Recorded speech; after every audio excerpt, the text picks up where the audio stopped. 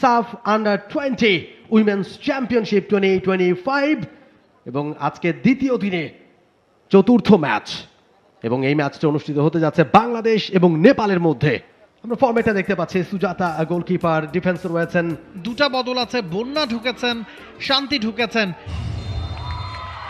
এবং বলতে বলতে কিক অফের মধ্য দিয়ে খেলাও শুরু হয়ে গেল বসুন্ধরা কিংস অ্যারেনায় সাফ আন্ডার-20 উইমেন্স চ্যাম্পিয়নশিপের fourth match and second match of the day, Bangladesh and Nepal. দারুণ একটা রক্ষণ চেরা পাস, রাইট ফ্ল্যাঙ্ক ধরে কাটব্যাক হয়েছিল, এখনো কিন্তু বিপদ ঘোরাফেরা করছে বক্সের ভেতরে, নেপালের বক্সের ভেতরে পরিমরি করে কোন রকমে ক্লিয়ারেন্স, সেটা টাচ লাইনের বাইরে, throw in favour of Bangladesh. Header, গোলের সম্ভাবনা এখনো কিন্তু জটলা, এখনো বিপদ মুক্ত হতে পারেনি নেপাল শেষ পর্যন্ত।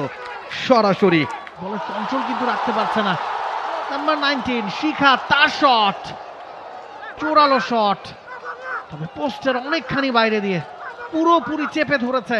দেখছেন কাকে দেবেন, দারুণ একটা বলের সাপ্লাই মুনকিকে, মুনকি এখনো রেখেছেন আউটসাইড ইনসাইড করে, মুনকি গোলের সম্ভাবনা এবং গোল, এবং গোল!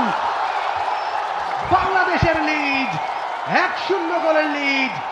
দারুণ দক্ষতায় বলটাকে পাঠিয়েছেন পোস্টে, ঠিক এই জায়গায় মুনকি রাখলেন এবং গোলকিপারকে পরাস্ত করে বলটা ঠেললেনও সামনে, পুরোপুরি ক্লিয়ার করতে পারেননি শিখা, সুযোগটা নিলেন তিনি, একেবারে আনমার্ক ছিলেন শিখা, ওয়ান টাচ একটা শট দিলেন। সে কথায় পরে আসছি, দূরপাল্লার শট, একটা ভুল করে বসেছেন গোলকিপার সুজাতা, ঠিক মতো এসে বলটা ক্লিয়ার করতে পারেননি।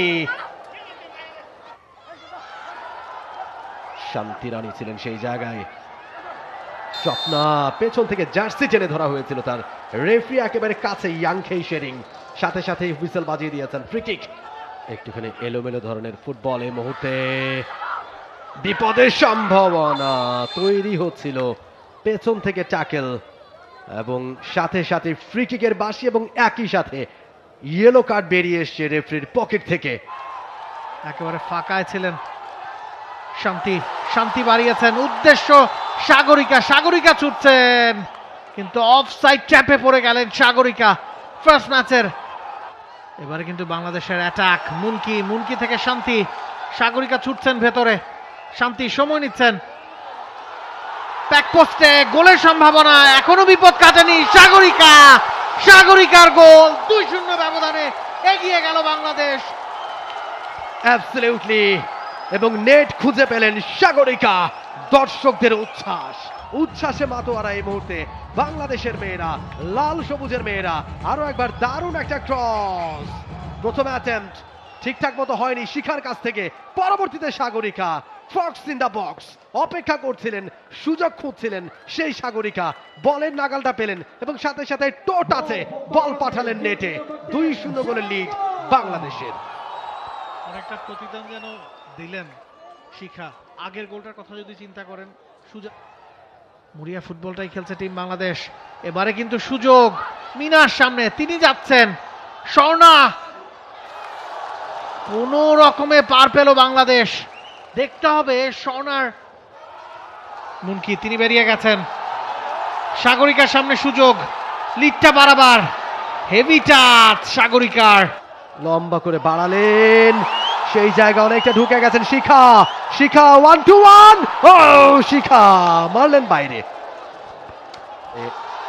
বাংলাদেশের অ্যাটাক বা প্রান্ত দিয়ে সাগরিকা, ও হোয়াট ইজ দিস, মোটেও কাঙ্ক্ষিত নয়।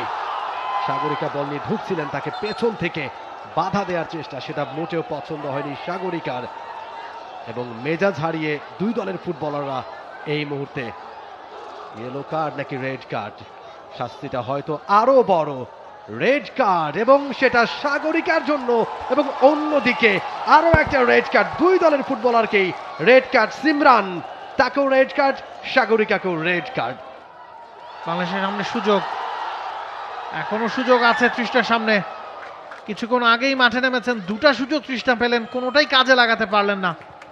কিংস অ্যারেনায় আসছে সে কথায়, শিখা, তার সামনে সুযোগ 3-0 করে দেয়ার, এক্সেলেন্ট গোল লাইন ক্লিয়ারেন্স আনিশার কাছ থেকে, লম্বা করে কিক, বক্সের ভেতরে বল, ভালো একটা সুযোগ বার্শালি, শেষ পর্যন্ত ভালো ক্লিয়ারেন্স এবং দর্শকরা যেন হাত ছেড়ে বাঁচলো এই মুহূর্তে।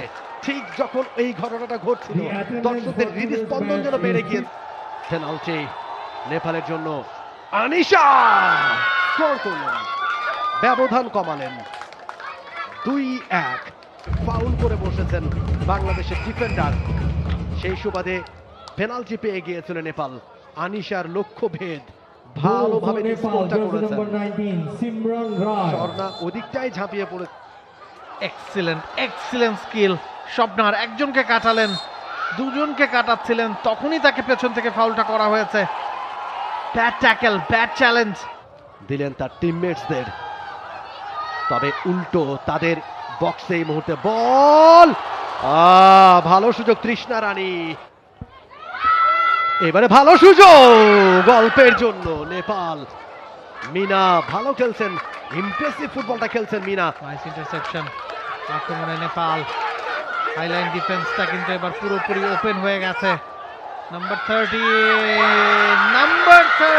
মিনা, তাকে পুরো ম্যাচ জুড়ে খুঁজে পাওয়া যাচ্ছিল না বলছিলাম, তবে কাজের কাজটা তিনি করলেন ম্যাচের একেবারে শেষ মুহূর্তে।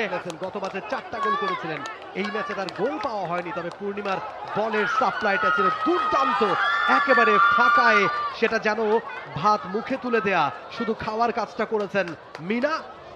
দারুণ প্লেসিং শট এবং 2-2 এর সমতায় ফিরিয়েছেন নেপালকে, এবং নেপালের কোচের আত্মহারা।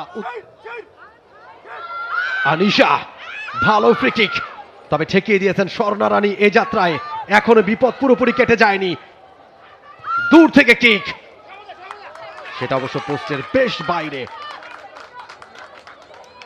আনিশা রায় সরাসরি পোস্টে, স্বর্ণা রানী ভুল করে বসেছিলেন, প্রায় অল্পের জন্য গোলটা কনসিড করতে হয়নি, হাত ফসকে বেরিয়ে গিয়েছিল প্রথম পর্যায়ে, তবে রাখতে পারেনি। ডান প্রান্ত দিয়ে আক্রমণে যাবার চেষ্টায়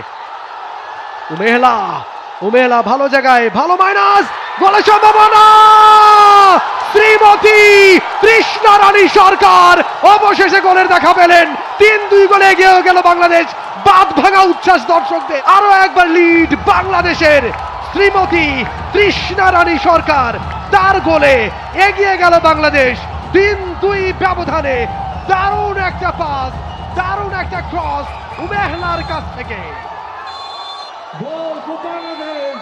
Fantastic performance by Srimati Trishna Rani Sarkar. Unbelievable. একেবারে শেষ মুহূর্তে আনন্দে আত্মহারা দর্শকদের নাম্বার 9 তৃষ্ণা অবশেষে গোলের দেখা পেয়েছেন তিনি, এবং তার গোলেই জয়ের হাসি এই মুহূর্তে বাংলাদেশের। Full time score line, Bangladesh 3, Nepal 2. For more updates, subscribe to our YouTube channel and click on the bell icon. Follow us on Facebook and Instagram. Download T-Sports app to enjoy exciting games and highlights. Visit tsports.com.